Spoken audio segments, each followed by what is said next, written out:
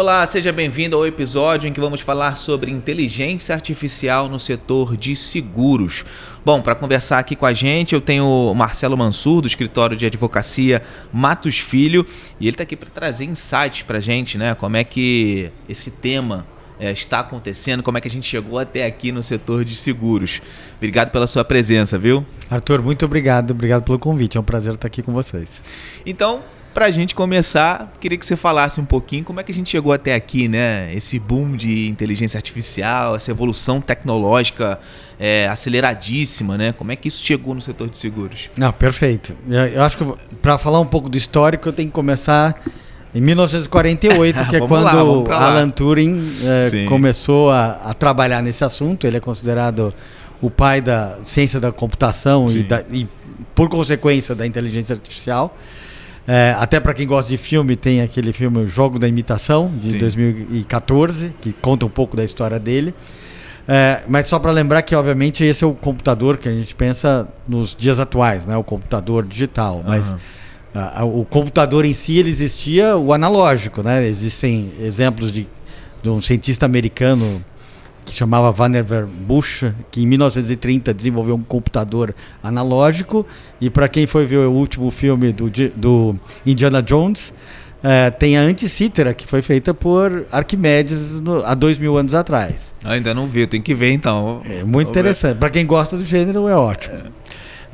E aí, o que a gente tem dentro da história da inteligência artificial? A gente pode dividir a história da inteligência artificial em 4 momentos distintos. O primeiro dele a gente chama de Business Intelligence, ou BI. Muita gente usa BI nas empresas, né? E o que o BI produz? Ele analisa dados e produz dashboards. O avanço que a gente tem disso se chama Advanced Analytics, que é quando você usa esses dashboards para, através dele, extrair conclusões, tendências, prognósticos. E o avanço seguinte é a inteligência artificial do jeito que a gente conhecia até pouco tempo atrás, que é quando a máquina é capaz de replicar alguns comportamentos humanos, como, por exemplo, a gente vê, na indústria automobilística, quando o carro freia pelo condutor, ou quando o carro avisa que você está saindo da faixa e ele te empurra um pouco para a esquerda. Isso são reflexos da inteligência artificial. Só que agora a gente está falando de inteligência artificial generativa. O que é? É quando a inteligência artificial traz o inesperado. Então traz algo que alguém não esperava. E mais do que isso, ele usa dados hoje que a gente chama de dados não estruturados, que são filmes, vídeos, etc. Só para dar um exemplo, você poderia tirar uma foto da sua geladeira e perguntar para o computador que receita eu posso fazer com aqueles ingredientes. Então ele vai ler e vai te dizer. Você pode tirar uma fotografia de uma nota fiscal e dizer se há alguma inconsistência fiscal naquele documento. Ou, eventualmente, você pode tirar uma foto de um artigo e falar, prepare um resumo desse artigo. Inclusive, algumas ferramentas mais recentes podem te dizer se você quer um resumo longo, curto, engraçado, formal e assim por diante. Então, é aqui onde a gente está. Então, é essa tecnologia que a gente chama inteligência artificial generativa, que é o grande desafio que a gente está vendo, e a gente está vendo muita gente falando, inclusive aqui na conferência, sobre o tema. E a partir disso, né, olha quanta coisa assim, algumas pessoas acham até assustador, né? Mas exato. Como é que, a partir daí, isso é aplicado no setor de seguros? Assim, acredito que inúmeras maneiras, né? Exatamente. Então, o trabalho de uma seguradora é muito complexo. Então, ele começa no momento em que ele vai entender o risco que ele vai assumir. Sim. Passa pelo momento em que ele tem que precificar aquele risco e termina no momento em que ele tem que indenizar o sinistro, né? E a inteligência artificial pode atuar em todas essas frontes. Ela pode ter uma ferramenta para melhor entender o risco, para melhor precificar o risco com base em dados que ela já tem acesso e, por fim, ajudar na regulação de sinistro, onde a gente vê muitas dessas seguradoras que dizem, e de fato fazem, uma regulação de sinistros em alguns minutos, eles usam da inteligência artificial. Por exemplo, se você conta uma história dizendo eu estava no endereço tal e aconteceu isso com o meu celular, ele, por inteligência artificial e através de ferramentas de busca e localização por satélite, ele vai saber se de fato você estava lá. E aí vem um ponto importante. A inteligência artificial também ajuda no combate às fraudes. Legal. Um comportamento atípico, um comportamento fora do padrão, ele pode ser apurado. Ele pode estar perfeitamente correto, mas uma primeira sinalização a inteligência artificial pode dar, indicar que aquilo está fora do padrão. Como várias coisas que a gente pode fazer, inclusive nas nossas empresas, determinar que alguma conduta. O banco faz isso, né? Quando o banco identifica uma compra que é fora do seu padrão, obviamente não é necessariamente uma pessoa que está olhando as suas compras, é simplesmente uma máquina que está olhando e analisando um comportamento fora do seu padrão de compras. Tem inteligência artificial que consegue, pela batida de um carro, saber se realmente aquela velocidade estava adequado ou não. Isso é caramba. E isso entra na inteligência artificial generativa, onde você pega a foto do acidente. Sim, você falou antes. Você pode fazer tudo da sua casa. Você tira a foto, você faz o upload das fotos do carro batido. E no processo, já começa o processo de regulação. Então, todo o processo é eletrônico, digital. E mais do que isso, você consegue, pelas imagens, identificar, inclusive, se tem algum nível de culpa ou não culpa daquela pessoa. É uma possibilidade de melhorar a eficiência, né? E quando você melhora a eficiência do trabalho, acaba que também melhora não só para a empresa, mas também melhora para o cliente. Então, são inúmeras oportunidades mesmo, né? Você consegue ter talvez o que a gente chama de user experience que seja melhorada. Sim. Você sinta que você está sendo tratado como aquele indivíduo, etc. Então, tem essa... E, obviamente todo mundo fala sobre isso. Mas é empregabilidade, as pessoas vão perder emprego. Não, vão surgir novos empregos, você continua precisando. Talvez cientistas de dados e cientistas da computação vão ser mais contratados pela indústria de seguros do que outros perfis, né? Então existe essa... E obviamente por trás disso tem uma questão educacional. Então as pessoas têm que se preparar para esse mercado para estar pronto para assumir essas posições. E o que a gente tem testemunhado muito aqui, inclusive na FIDES, é que diferentemente desse pensamento de que vai tomar o lugar de pessoas, claro, alguns empregos vão trocar, né? Vão ser trocados, mas isso acontece de acordo com a evolução humana, né? Mas o que a gente tem visto aqui na FIDES é muito mais uma questão de potencialização, né, do trabalho das empresas do que nessa questão de troca assim absurda, né, como muita gente estava esperando. Agora, toda essa utilização da inteligência artificial, ela não pode ser feita de qualquer jeito, né? Ela tem ali uns princípios a serem obedecidos, né?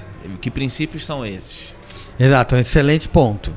Existem alguns princípios que são adotados quase que globalmente, né? Inclusive tem alguns que vêm até da própria Organização das Nações Unidas, né? E existe também alguma discussão sobre os riscos que podem ser trazidos. Então, acho que os princípios estão muito baseados no tipo de proteção que você pode dar à pessoa que está usando. Primeiro princípio é a transparência. Ou seja, você tem que dizer para a pessoa que ele está interagindo com uma máquina. Ele não pode ter a impressão que está interagindo com o ser humano. O segundo é o controle humano. São duas formas de controle humano. A solicitação de interrupção, ou seja, você pode pedir para interromper e falar com uma pessoa. E o outro elemento que é fundamental, que a decisão é sempre da pessoa, nunca da máquina. Então a máquina dará opções, mas a decisão terá de ser da pessoa. Tá? Não estou dizendo que todos funcionem assim, mas esse é o princípio que a gente deve regular.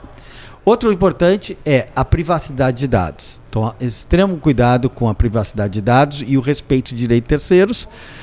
Existe, obviamente, uma discussão hoje muito grande com os artistas, né, que você vai lá e pede para uma ferramenta de inteligência artificial generativa para produzir uma pintura, o estilo Van Gogh.